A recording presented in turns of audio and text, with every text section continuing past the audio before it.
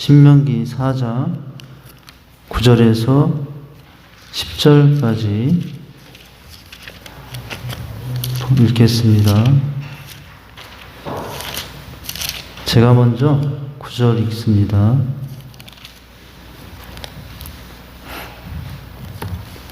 오직 너는 스스로 삼가며 내 마음을 힘써 지키라. 그리하여 내가 눈으로 본 그 일을 잊어버리지 말라. 내가 생존하시는 날 동안에 그 일들이 내 마음에서 떠나지 않도록 조심하라.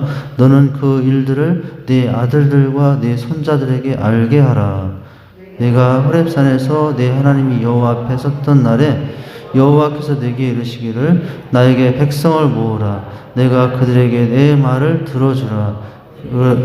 사는 동안에 나를 경외함을 배우게 하며 그 자녀에게 가르치게 하리라 시매. 아멘. 행복한 부부관계를 유지하는 가정이 되기 위해서는 지난 시간에 했던 내용, 아내가 해야 할 10가지, 10계명, 또 남편이 해야 할 10계명 지난 시간에 봤었어요. 자, 그러면 이어서 지난주에 하다가 못한 부분이 뭐냐면 이제 가정과 관련한 내용들인데 10계명을 보는데 부모에게 해야 할 10계명은 뭔가? 이제 오전에 우리 효도에 관한 이야기를 봤잖아요. 효도의 시작 명령이다. 효도의 방법은 공경이다. 효도의 결과는 축복이다. 이걸 우리가 오전에 5계명을 통해서 봤었는데 한번 구체적으로 오전 말씀을 좀 생각하면서 이 내용의 10계명들을 적용한다고 생각하시면은 좋을 것 같습니다. 자, 첫 번째는 어떻게 하라고 합니까? 사랑한다는 고백을 자주 하라. 쑥스럽거든 편지를 쓰라. 네, 이렇게 있어요. 사랑한다는 고백을 자주 하라. 쑥스럽다는 편지를 쓰라. 저는 잘 못했던 것 같아요. 엄마, 아빠, 엄마를 많이 부르긴 했죠. 전화하면. 네, 제가 돌이켜보면은 아버지한테 죄송했던 것은 딱 아버지가 받잖아요? 받자마자 엄마 바꿔주세요 했던 게 조금 아버지한테 미안했어요. 그 전화 받자마자 누구냐 석환이에요. 엄마 바꿔주세요. 이게 제가 하는 늘 말이었어요. 아버지한테는 아버지는 늘 따돌림을 당한 것 같아요. 저한테. 사랑한다는 말도 아버지한테 잘 못했고 또 어머니한테 사랑한다는 말도 사실은 잘 못했고 그런데 첫 번째는 자주 사랑한다고 해라. 이제 한국 사람들이 참 그런 면에서는 쑥스러워서 잘 못하고 감정 표현이 늘 미숙한 게 한국 사람들의 모습이기도 한데 그렇게 하면 좋겠다고 합니다. 저는 잘 못했거든요. 사실은 이제 저희 아버지 어머니 돌아가시지만 어제는 이제 장인 장모님께 전화를 어버이날인데 특별히 뭘 드려야 되는데 잘 못해가지고 저는 여기 편지를 쓴 게 아니라 이제 이미지를 보냈어요. 이제 2장을 보냈는데 보셨을지 모르겠어요. 제가 하고 싶었던 말을 표현한 이미지가 있더라고요. 그래서 보내드렸는데 보셨을지 모르겠어요. 자, 그리고 두 번째, 부모에게 해야 할 두 번째는 뭡니까? 늙음을 이해하라 라는 거예요. 늙음을 이해하라. 나는 그만큼 젊은데 늙었다고 생각하고 고지식하던 분이라고 시대에 뒤처졌다고 따돌리고 무시하는 게 아니라 어떻게 하라고요? 늙음을 이해하라고 이렇게 하죠. 늙으면 외모도 또 이렇게 이제 이렇게 주름도 생기시고 그러실 수 있지만은 오히려 그 주름 속에 깊은 경륜이 있고 살아온 삶의 지혜가 있고 그렇죠? 늘 하던 말 또 하고 또 하는 것 같지만 그건 중요해서 정말 그렇게 하시는 말씀드리잖아요. 그래서 부모님이 대해서 두 번째 우리가 가져야 될 자세는 이해하라, 늙음을 이해하라 라는 거죠. 나도 언젠가는 그때가 올 거 아닙니까? 저도 아까 우리 장로님하고 식사하다가 참 세월 빠르네요 목사님. 벌써 막 그런 얘기를 했어요. 제가 장로님이 딱 기억을 하고 계시더라고요. 제가 몇 살에 왔는지. 목사님 그때 39세였죠? 어떻게 그렇게 잘하냐고. 근데 30대 3학년 때 왔다가 지금은 3학년, 4학년, 5학년이 조금 있으면 6학년이 될 때가 됐습니다, 이제. 그러면서 제가 또 한마디, 또 10년 눈 깜짝할 사이에 지내겠죠? 장로님 공무부다. 이제 그렇게 얘기를 했어요. 자, 세월이 가는 거 아무도 막을 수 없고, 우리도 언젠가는 그 아버지, 어머니 같은 그때가 반드시 올 텐데, 이제 앞으로의 나의 모습이다 생각하고, 그것을 내 모습이다 생각하고 받아들이고 이해하고 그렇게 하면 더 좋겠다라는 생각을 하게 되고요.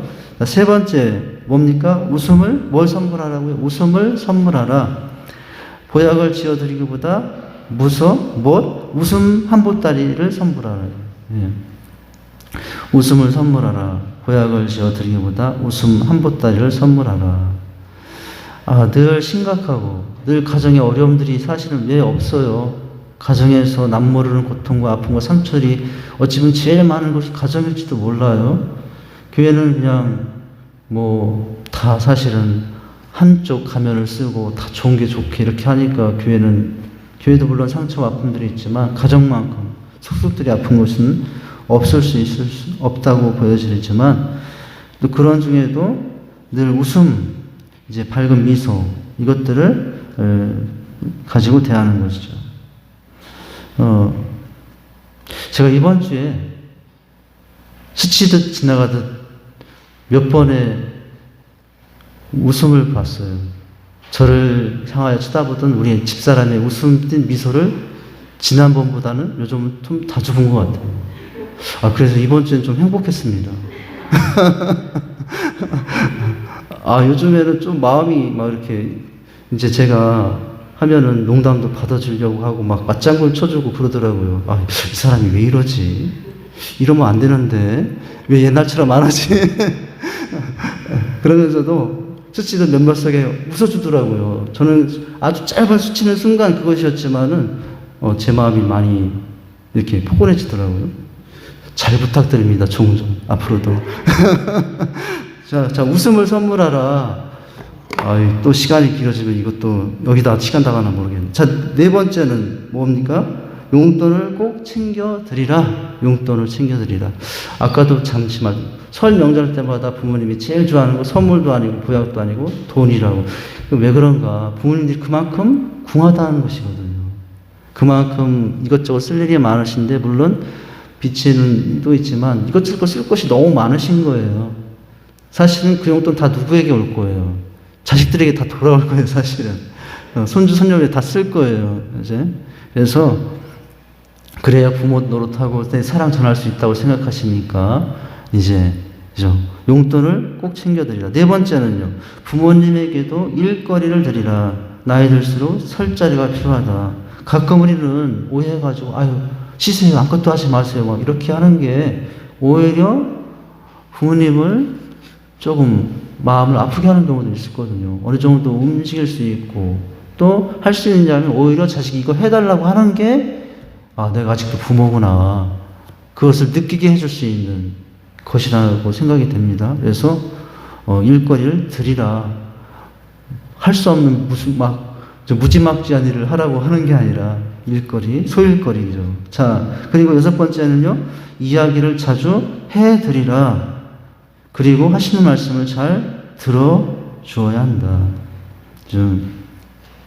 나이 많으시고 연세 많으면 한 말 또 하고 또 한다고 막 생각하면 자녀들은 또 해 막 이러는데 또 해 하는데 마치 처음 듣는 것처럼 맞아요 그래요 어제 또 들었어 한 달 전부터 들었어 근데 오늘 또 하셔 맞아요 그래요 이렇게 이제 자 그리고 이제 이야기를 해드린다라고 하는 거죠. 이게 다 사실은 제가 못하는 거네요. 제가 할 자격이 없는 것들인데 제가 못하는 것들이지만 나눔으로 하는 거예요. 자, 일곱 번째는요. 밝은 표정은 부모에게 가장 큰 선물이다. 아까 3번과 관련이 되나요? 웃음을 선물하라. 밝은 표정. 자, 여덟 번째는 작은 일도 상의하고 무난 인사를 잘 드리라. 그러면서 무엇은 건강, 정기검정은 필수다라는 거예요. 의외로 우리 어르신들이 어떻게 건강검진 안 해보셨어요 하니까 정신없이 살다 보니까 못했다고 하시는 부모님들, 나중에 큰 질병이 나타나서 의외로 그러신 분들이 많더라고요. 요즘 시대에. 그래서 자녀들이 했는지 안 했는지를 꼭 챙겨서, 안 했으면 막 일부러라도 모시고 가서 이렇게 해드리는 게 이제 할 도리다. 제 어머니가 사실은 놓쳤어요. 어머니가 이제 마지막 암으로 고통스러워 하실 때, 그 전에 몇 년 전부터, 이게 목이 막히는지 모르겠다, 속이 답답하다, 그런 현상들을 많이 말씀을 하셨거든요. 제가 돌아보고 나서 생각하다 보니까, 그때 필요한 거였구나. 그랬더라면, 2, 3년이라도 더, 이럴 수 있었을 때 후회가 들더라고요. 저희 어머니가 아프다는 말을 자식들에게 잘 안 하시는, 부모님들이 다 그런데, 그런 표현, 그때 돌아보고 나서 생각하니까, 되돌아보면서 생각하니까 그런 말씀들을 하셨던 게 나중에 생각이 나는 거예요. 그때 하게 해드렸더라면, 저희 어머니도 국가에서 하는 건강검진 이런 거 있었지만은, 그냥 바쁘다는 핑계로, 난 아니겠지 하는 핑계로 몇 년 안 하고 막 그렇게 지내시는 거, 저희는 아무렇지도 않게 막 그냥 그런 일 없겠지 이렇게 안심하고 지내다가 막상 나중에 그런 일이 닥치니까 이제 많이 후회가 되더라고요. 자, 그리고 9번째 뭡니까? 부모의 인생을 잘 정리해 드리라. 그죠? 그걸 어떻게 해야 될지 잘 모르겠네요. 어떻게 하는 게 잘 정리해 드리는 건지는 잘 모르겠어요. 여러분들이 한번 생각해 보시면 좋겠습니다. 자, 10번. 자, 부모님의 방식을 인정해 드리라. 부모님의 방식을 인정해 드리라. 내 방식대로 효도하려고 말고, 그죠? 부모님의 방식. 마음 편한 것이 가장 큰 효도이다. 보니까 내 방식이 더 맞아요. 내 방식이 더 빠르고 편리한 것처럼 보이는데, 부모님은 그 방식이 편치 않을 수 있다는 거죠. 그래서 그런 경우는 아무리 객관적으로 상황으로 봐도 내 방식이 옳고 바라도 부모님이 하시는 그 방식을 그냥 따라주고 인정해주고 그렇게 하는 게 이제 부모에게 또 잘하는 방법이다. 이제 10가지를 봤습니다. 자, 오늘 어버이주일인데 우리가 오전에 못했던 내용들을 좀 보충한다고 생각하시면 될 것 같고요. 자, 두 번째는 뭐냐면은 다시 부부관계로 돌아와서 남편과 행복하게 사는 법인데, 여기 앞에 가로는 불신 남편이에요. 불신 남편. 이제 믿는 남편과는 우리 지난주에 했다고 보면 되고, 특별히 여기에 남편은 믿지 않는 남편. 의외로 우리 믿지 않는 남편들을 많이 또 두시는 상황들이 있잖아요. 자, 그럴 때 행복하게 사는 법 첫 번째 뭡니까? 자신을 책망하지 말라. 자신을 책망하지 말라. 로마서 8장 1절. 사망의 권세에서 해방하였느니라 라고 말씀하십니다. 이걸 어떻게 해석해야 될지 저도 잘 모르겠습니다. 자, 자신을 했던 책망하지 말라. 이렇게 이야기해주고 있고요. 두 번째는 불신 남편 앞에서 누구를 원망하지 말라고요? 하나님을 원망하지 말라고요. 믿고 하나님 그렇게 사랑한다 하더니 하나님 원망이, 불신 남편이 보면은 그 얼마나 그 신앙이 부족해 보이겠습니까? 그리고 세 번째는요, 그리스도의 대사로 처신하라. 여기 고린도후서 5장 22절에 보면은 사신이라. 우리는 이제 사신이라고 말씀이 비어 있던데요. 그래서 나는 이 남편에게 누구로 와 있어요? 대사로 와 있어요. 하나님 나라에서 파견되어 하나님 나라를 대표하여 이 남편 앞에 있다고 생각하고 살라는 거죠. 자, 그리고 네 번째는 남편을 존경하라. 여기 이 에베소 5장 33절의 말씀 앞에는 남편 아내를 사랑하라. 자기 몸같이 사랑하라고 했고, 이제 아내는 남편을 존경하라고 했거든요. 이게 이제 부부관계의 중요한 원리라고 그랬잖아요. 남편에게는 아내가 할 일은 복종. 남편이 아내에게 할 일은 자기 몸을 같이 사랑하라고. 이제 그렇게 하는 것이 아내는 사랑으로 느껴지고, 남편은 내 말에 따라주는 것을 사랑으로 받는다. 내 말을 따르지 마. 나를 사랑하고 있구나. 이렇게 판단하고 그랬잖아요. 남편이 늘 불순종해요. 남편이 이렇게 하자고 하면은 늘 아니라고만 하고 자기 주장만 내서 하면은 남편 어떻게 받아들여요? 나를 사랑하지 않는구나. 이렇게 남편이 받아들이는 속성이 있다는 거죠. 그리고 자, 5번에 입이 아니라 행동으로 전하라. 그죠? 우리 복음 전도는 최고의 전도는 삶으로 하는 전도라고 그랬잖아요. 삶으로 하는 전도. 그죠? 사실은 그 방법이 어려운 방법이죠. 삶으로 하는 전도. 입으로 하는 전도는 얼마든지 우리가, 100번, 1000번 하지만은 삶으로 하는 전도는 한 번 하기도 힘들고, 이제, 그래서 남편 앞에서 그렇게 삶으로, 행동으로 복음을 전한다는 거예요. 그렇게 교회도 열심히 생기도 어느새 나를 챙겨주고 집안을 챙기려 보니까 속으로 남편이 어떡합니까? 참 존경스럽다. 그죠? 근데 남편 하나님만 알고 남편은 그렇게 안 챙기면은 도대체 왜 하나님 믿는 거야? 이런 생각 들면 전도의 문이 막히는 거겠죠. 자, 6번째죠. 남편의 입장에서 생각해보라. 남편의 입장에서 생각해보라. 역지사지라고 했잖아요. 항상. 이게 이제 공감이고 배려고 이해일 텐데, 늘 내 입장이나 상대방 입장에서 생각하면은 그때 이해하게 되고 사랑하게 되고 용서하게 되고 그렇게 될 수 있기 때문이겠죠. 이게 사실 힘들지만 그 입장 그러잖아요. 입장 받고 생각해 보라고 사람들이 항상 그러지 않습니까? 자, 남편 부부 관계도 마찬가지고. 다음에 7번째는 뭡니까? 핍박에 굴하지 말라. 그죠? 예수 믿는 것 남편 얼마나 싫어하고 환난 핍박을 가할 수 있습니까? 그런데 행복하게 살려면 그 핍박에 굴하면 안 된다는 거예요. 우리가 제자훈련 시간에 부부관계 가운데 이런 말 합니다. 부부관계는 정에 이끌리면 안 된다. 부부는 정으로 사랑하는 것이 아니라 주님의 사랑으로 사랑해야 된다고. 정에 이끌리면은, 그래, 그렇게 해주지. 당장은 좋아요.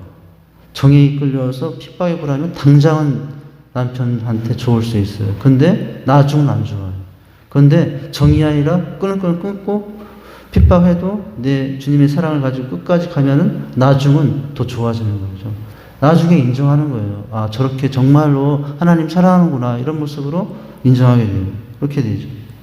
자, 그래서 이 핍박에 굴하지 말라는 말은 상대방에 대해서 끝까지 고집스럽게 자기 주장만 내세우라는 말은 아니라 진리와 신념을 끝까지 포기하지 말고 굳게 지키라는 거예요. 그럴 때 그 모습이 상대 남편에게 감동이 되는 거죠. 나중에는. 그리고 8번째는 뭡니까? 유혹을 물리치라. 유혹을 물리치라. 여기 베드로전서 4장 12절 말씀 잠깐 보니까 너희가 시험 당하는 일이 있으면은 이상한 일 여기는 것 같이 여기지 말라고. 남편과 관계 가운데 어려움이 와서 환난이 왔어요. 그러면 그 어려움을 이상한 일 당하는 것 같이 여기지 말라라고 하시 말씀이 베드로전서 4장 12절 말씀인데, 그래서 내가 하나님 믿는데 왜 이런 일 당하지? 하나님 믿는 거 포기해야 되나? 그렇게 생각하지 말라고요. 이상한 일 당하는 것처럼 여기지 말라고요. 그건 너무나 당연한 것이다 생각하고, 그리고 그 환난과 핍박 가운데 유혹을 물리치라는 거예요. 그 다음에 9번째 뭡니까? 예수의 이름으로 사용하라. 여기 야고보서 5장 16절 약한 자가 있으면 장로들과 청하여 같이 기도하라, 그 말씀인가요? 자, 그렇게 예수님의 이름을 가지고 기도해주고, 그 불신 남편들이 그런다면서요. 아프면 예수 안 믿어도 기도해주면 그렇게 좋아한다고. 예, 손을 주고 자기는 안 나오면서도 주님의 이름으로 기도해주면 그렇게 좋아한다고 하지 않습니까? 자, 그리고 예수님의 이름으로 가지고 그럴 때는 또 기도해주는 거예요. 그 다음에 10번째 뭡니까? 그리스도의 보혈을 의지하라. 예, 주님의 십자가에 쓸리신 그 고통을 생각하며 의지할 때 이겨나갈 수 있습니다. 11번은 뭡니까? 남편을 있는 그대로 받아들이라 라고 하는 거예요. 있는 그대로 받아들이라. 여러분, 제가 한번 질문해 볼까요? 여러분, 처녀 때 결혼했어요. 근데 그 남편 바꿔보려고 지금 10년 노력해보고 20년 배우고 30년 노력해봤어요. 근데 그 남편 변화뛸까 안 변화뛸까? 지금 그대로 아니에요? 그대로예요. 저도 그대로예요. 저도. 우리 집사람이 저를 바꾸려고 얼마나 이런 소리 저런 소리 했는 줄 몰라요. 근데 오매불망 유일하게 저는 끄떡도 없이 변하지 않고 그때 그 모습 그대로 지금 그 모습 그대로예요. 이게 이제 제가 말씀드리고자 하는 게 뭐냐면 사람이 그럴 수 있고요. 그렇게 살아도 그 모습을 어떻게 하더라고요? 받아주라는 거예요. 받아주라는 거예요. 여기 11절 말씀이 어떤 형편에 자족하기를 배우라 이 말씀이더라고요. 어떤 형편에 자족하기를, 내 남편 내 아내 지금 그렇게 된 거 그래 이것도 감사해, 이 모습도 감사해. 그렇게 어떻게 하라고요? 받아들이라는 거예요. 예. 저도 그렇게 하기로 했어요. 상대방이 어떻게 하려고 모르겠는데 저 있는 모습 그대로. 저도 이제 뭐 바꿔달라고 안 할 거예요. 왜 이렇게 춥냐고 잔소리하냐고.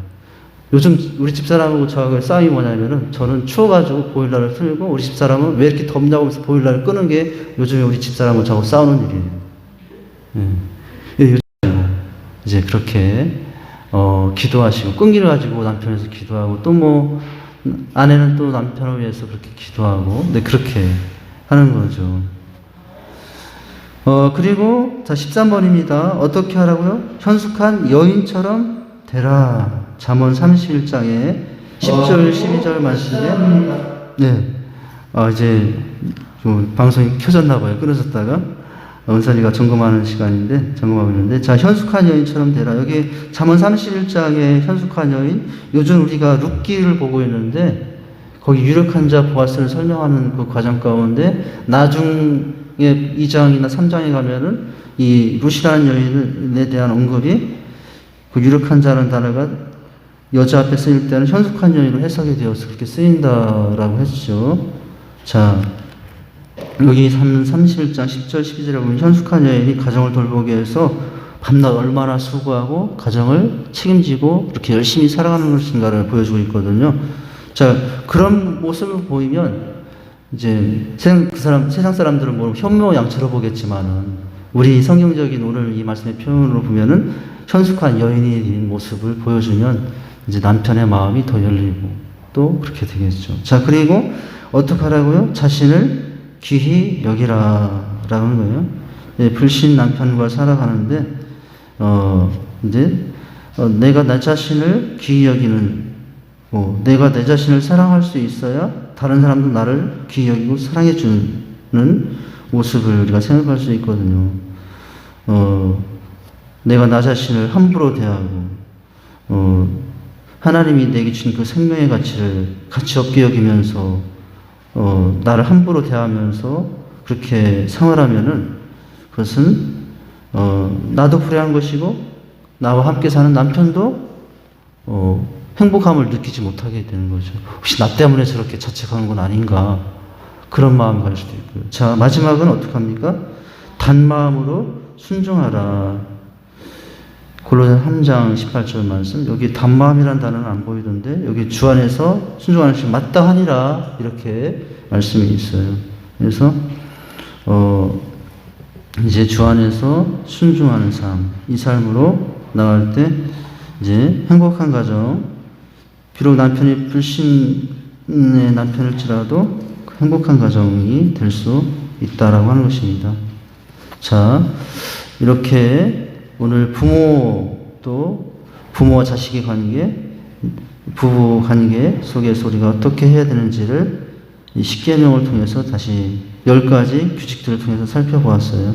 오늘 여기까지 하고 마칩니다. 제가 기도하겠습니다. 하나님 아버지, 가정의 달을 맞이하고 또 가정의 주간인데 또 감사하게도 오늘 본문의 말씀이 또 부모에 대해서 서로 부부에 대해서 어떻게 할 것인지를 또 구체적으로 볼 수 있는 시간들이 되었습니다.